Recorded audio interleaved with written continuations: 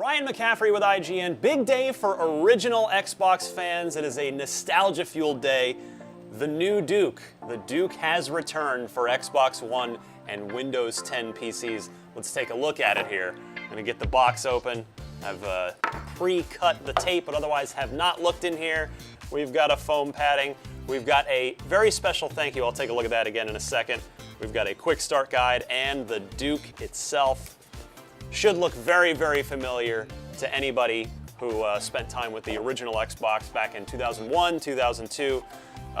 The form factor, it is exactly the same.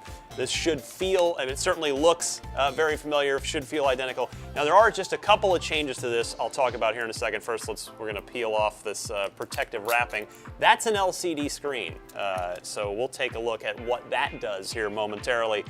But as you can see, the same contours, there aren't any controller memory unit slots in the top, obviously, because those are not used anymore.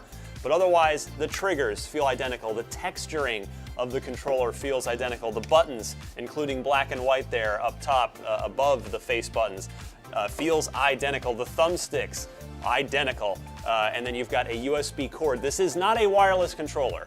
For both nostalgia reasons, it includes a 9-foot USB cord, and then also, no doubt, for cost reasons, probably cost and proprietary tech. The Xbox One wireless technology is a proprietary thing. Microsoft typically doesn't license that out. So this is a wired controller. The one other change on the new Duke is left and right bumper buttons. They've added those here. They mirror the black and white buttons. You can use either one. If you want the authentic experience, just use black and white. But if you want something that mirrors the Xbox One controller a little more closely, you can go ahead and use those new left and right bumpers. There's the USB cord in the box, but let's take a look real quick at the little special thanks card. I like that they included this because the story of this is Seamus Blackley, the creator of the original Xbox, the person who drew up the original design document for the console back at Microsoft and ended up bringing it to market. He is the one who championed the return of this. He no longer works at Microsoft. He hasn't been there for a number of years now, but he sort of went behind the scenes and wanted to see this come back. He saw fans want to see it come back, so he got this done with Hyperkin, who you may have heard of. They do a number of other game peripherals as well, but I like this very special thank you on this card. Denise Chaudhry, who was the actual designer of the controller on Seamus Blackley and the Xbox team, his team.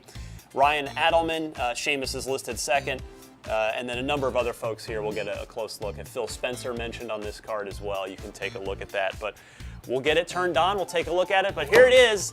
This is the new Duke. It's back at $70. I believe it's, if you just give it a Google, you can find places to buy this. But it's back. If you want to maybe get your Master Chief Collection going, remember Microsoft is patching it. They're doing a number of updates to improve Master Chief Collection. What better way to play a little Halo 1 and Halo 2 than with the new Duke? For more on all things Xbox, you're already in the right place right here at IGN.